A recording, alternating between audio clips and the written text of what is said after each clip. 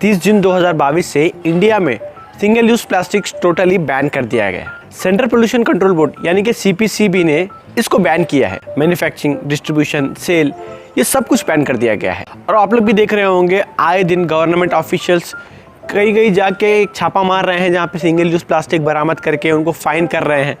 तो आज की इस वीडियो में हम लोग डिटेल में जानेंगे ये सिंगल यूज़ प्लास्टिक है क्या, ये जो सिंगल यूज़ प्लास्टिक हम किसको बोलते हैं, और ये सिंगल यूज़ प्लास्टिक का नुकसान क्या है हमारी लाइफ के ऊपर।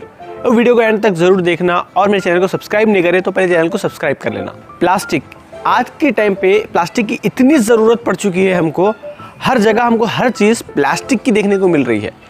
चेयर प्लास्टिक की, जो गमले आते हैं झाड़ लगाने के वो प्लास्टिक का, हमारी पानी की टाकी जो आती है वो प्लास्टिक की, हमारे चश्मे के फ्रेम आ रहे हैं वो प्लास्टिक के, मोबाइल का कवर प्लास्टिक का, कैरी बैग प्लास्टिक की, हर चीज़ मैक्सिमम प्लास्टिक की होते जा रही है।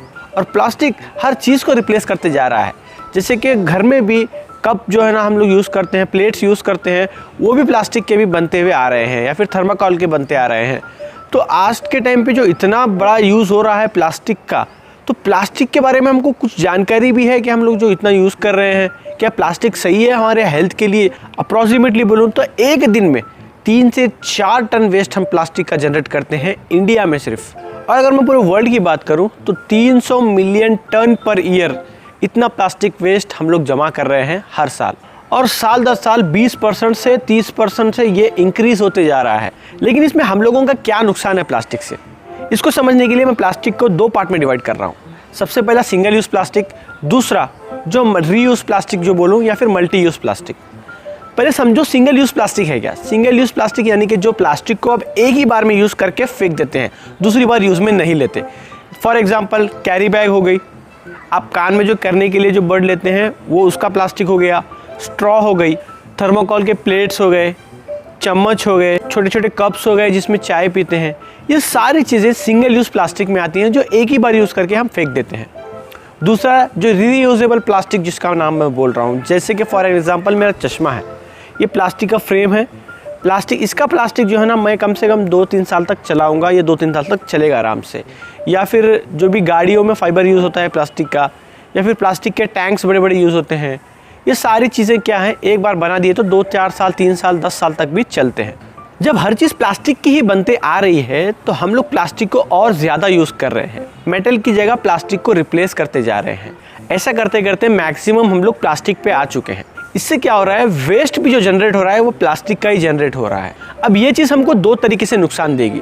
सबसे पहला पर्सनली हमको, दूसरा इन्वायरमेंट को। सबसे पहले बात करते हैं हमारी, जो भी हम लोग प्लास्टिक यूज़ कर रहे हैं, जैसे खाना खाने के लिए हम जो प्लास्टिक की प्लेट यूज़ कर रहे हैं वो सेफ़ नहीं है हमारी हेल्थ के लिए। हम गर्म चाय पीने के लिए भी जो कप यूज़ कर रहे हैं प्लास्टिक का, वो भी हमारी हेल्थ के लिए सेफ़ नहीं है। उससे क्या होता है, जो प्लास्टिक जो बनी होती है ना सिंगल यूज़ प्लास्टिक, उसके माइक्रोन्स अच्छे नहीं होते, यानी कि वो कम माइक्रोन से बनाई जाती है। उससे क्या होता है, जब हम कुछ खाने की चीज़ उसमें डाल के खाते हैं तो वो जो प्लास्टिक की जो चीज़ होती है वो अपनी प्लास्टिक के पार्टिकल्स, जो बारीक बारीक छोटे छोटे पार्टिकल्स होते हैं, वो उस खाने के अंदर छोड़ देती है। तो हम उसी को खा लेते हैं या फिर पी लेते हैं, तो उससे हमको बहुत ज़्यादा नुकसान होता है। ये तो हो गया हमको डायरेक्ट नुकसान हमारी हेल्थ को। दूसरा इन्वायरमेंट का नुकसान, जैसे कि हम लोग कोई भी लैंडफिल में फेंक देते हैं, जैसे कि हम लोग कचरे का ढेर बना देते हैं, तो वो कचरे का ढेर दिन ब दिन अभी बढ़ते जा रहा है। और जब थोड़ा सा ध्यान देंगे तो जानवर भी उस कचरे को खाते हैं, उसमें प्लास्टिक वगैरह कभी कभी जानवर खा लेते हैं, तो वो भी मर जाते हैं या फिर उनकी भी तबीयत बहुत ज़्यादा ख़राब हो जाती है।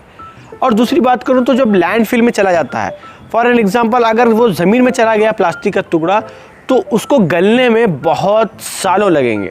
अगर आपको एक्सपेरिमेंट करके देखना है तो करके देख सकते हैं। 2 थैला लीजिए, एक थैला लीजिए जो टाट का बना होता है, जिसको हम बोलते हैं ना टाट का थैला, वो लीजिए, और दूसरा प्लास्टिक का थैला लीजिए, दोनों को ज़मीन में गाड़ दीजिए और मूछ दीजिए। अब देखेंगे कुछ दिन के बाद तो वो जो टाट का थैला है वो पूरा गल जाएगा ज़मीन में, आपको पूरा दिखेगा भी नहीं। ये जो है आपको जो प्लास्टिक का थैला है वो आपको थोड़ा बहुत फट जाएगा, लेकिन वो इतना जल्दी डिकम्पोज नहीं होगा।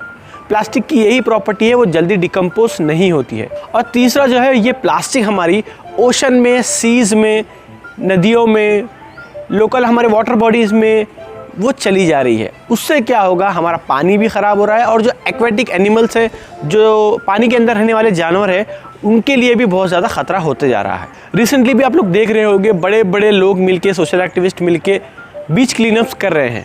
तो ये प्लास्टिक हमारे लिए बहुत बड़ी समस्या भी है। लेकिन अब इसका सलूशन क्या है? इसके सलूशन भी मैं आपको दो तरीके से देता हूँ। एक, पहला, हम उसका सलूशन निकाल सकते हैं। हम जब भी अपने घर से निकल रहे हैं, कुछ परचेस करने के लिए मार्केट जा रहे हैं, तो हम अपनी थैली खुद से कैरी करें।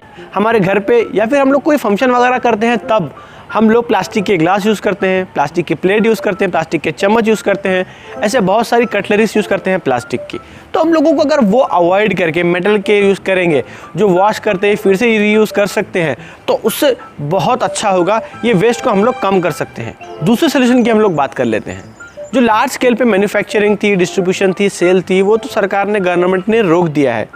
लेकिन जो स्मॉल स्केल के ऊपर था, जो स्मॉल स्केल, जो छोटे छोटे जगहों पे बनाया जा रहा है प्लास्टिक, वो अभी भी बनाया जा रहा है, क्योंकि मार्केट में वो अभी भी मिल रहा है। तो अगर मार्केट में मिल रहा है तो लोग ख़रीदेंगे ही। तो अब मैक्सिमम ये कर सकते हैं कि जो स्मॉल स्केल वाले हैं, जो बना रहे हैं प्लास्टिक को, उनको हम ये गाइड कर सकते हैं कि तो ये चीज़ आप अवॉइड कर दी, या फिर उनके ऊपर हम स्ट्रिक्ट एक्शन ले सकते हैं। और तीसरी बोनस चीज़ हम ये कर सकते हैं, पब्लिक में अवेयरनेस क्रिएट करना। जैसे कि मैं ये वीडियो बना के आप लोगों को बता रहा हूँ प्लास्टिक के बारे में, कितना हार्मफुल है हमारे लिए, एनवायरनमेंट के लिए, तो वैसे ही हम पब्लिक को अवेयर करना चाहिए। आप लोग भी अवेयर कर सकते हैं। मेरी वीडियो सभी लोगों के साथ आप शेयर कर सकते हैं, यह भी एक अवेयरनेस है। गवर्नमेंट भी अवेयरनेस प्रोग्राम क्रिएट कर सकती है, जहाँ पर वो बता सकती है कि आपके लिए प्लास्टिक कितना नुकसान कर रही है।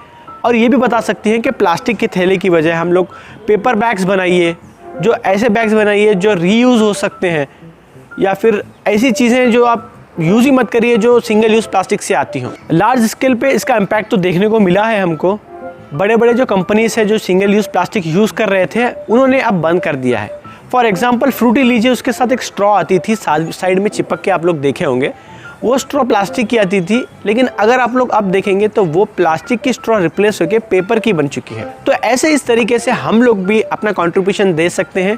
सिंगल यूज़ प्लास्टिक का वेस्ट हम लोग कम करके हमारे एनवायरनमेंट को, और साथ ही साथ में हम हमारी लाइफ भी बचा सकते हैं। होप करता हूँ आपको वीडियो अच्छी लगी होगी।